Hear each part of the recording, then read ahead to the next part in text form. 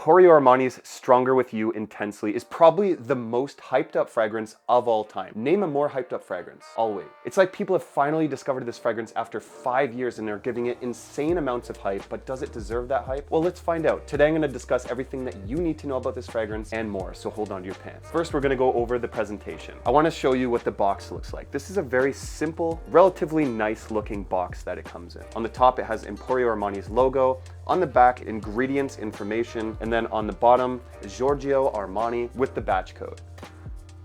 Let's look at the bottle. I actually really like the look of this bottle. Very thick glass. The part that I do not like though is this cap. It's actually kind of hard to put on because it needs to be lined up with this patterning that's just underneath it. So you can see they actually need to match. It's covering up an atomizer that also has Emporio Armani's logo right there and also inside the cap as well. Now on the bottom of the bottle is where you're going to get your batch code. And my batch code is 38XN02X. This is an eau de parfum concentration. It came out in 2019 and it was perfumed by Cécile Metton. Retail for the 100 ml, it's $160 Canadian, which is pretty average going rate nowadays. Good luck finding it on discounters and good luck finding it in stores. It's incredibly hard to find because of the hype that it's getting online. So now I'm going to show you what the atomizer looks like and then I'll discuss the listed notes.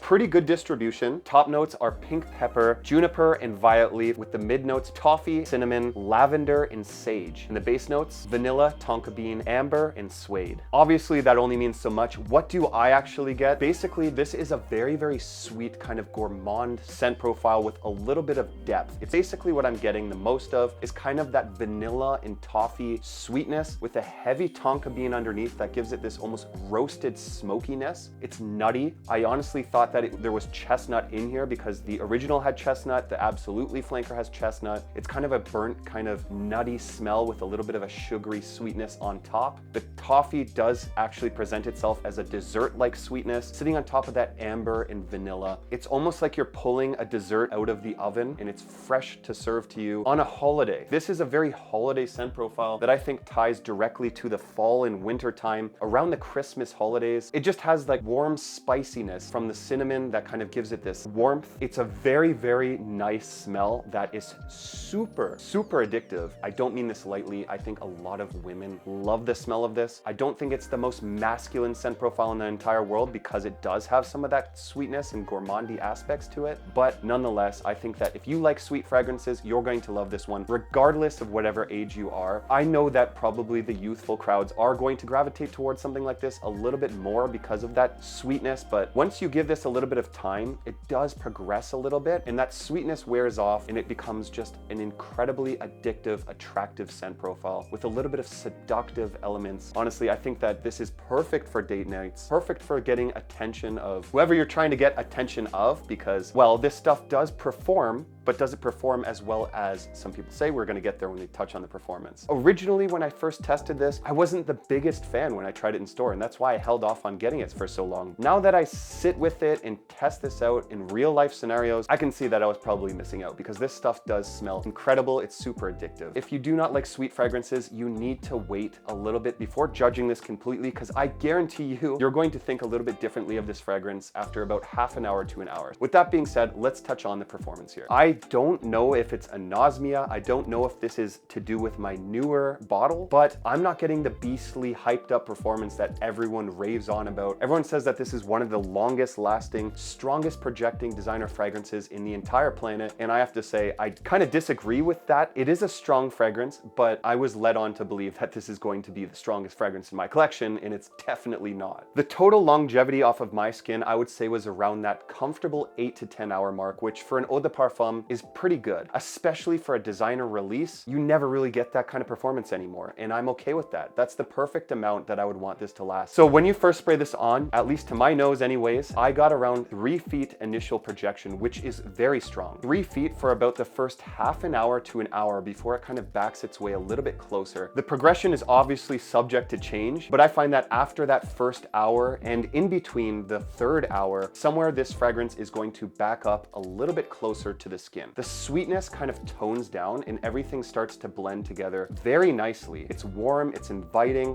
and it's not as insanely overpoweringly sweet like it is in the initial opening. Now, it is still going strong at this 1 to 3 hour mark, but it's not insanely strong like in the opening. I would say that it kind of backs its way to around the 2-foot range in that 1 to 3 hour range. Now, this is going to basically last that way with no other real scent progression around the 4 to 6 hour range before it starts to come back a little bit more. After that 4 to 6 hour range, I think that it starts to progress into a little bit above the skin, and that's where it kind of stays until the 8 to 10 hour mark before it kind of disappears and is very faint. Like, you gotta have to shove your nose into your arm to smell it at this point. With the scent profile like this, it's not one that you want to be screaming into your date's face. If you're gonna wear this to the club, spray heavier. If you're doing a date night type of Netflix and chill kind of night, do not spray this heavily. You're gonna repel them away if you do. I honestly wish that I bought this fragrance sooner. It's extremely addictive. It pulls in insane amounts of positive feedback from others. Now, to answer the question, is this fragrance worth the hype? Obviously, that's going to be a subjective thing. You're gonna have to find out if this fragrance works for you. I do think that this is an incredible fragrance that smells amazing. The only knocks I would say that I do have against it is its versatility. I think that this is a cold weather only fragrance for date nights or close quarters. I've never had a negative reaction when wearing this, and because of that, I'm gonna give this a 9 out of 10. Is it my favorite flanker of Stronger With You? We're gonna have to find out when we touch on the other Stronger With You fragrances, but until then, I highly suggest that you check out this video right here. Thanks for watching, and I'll see you over there.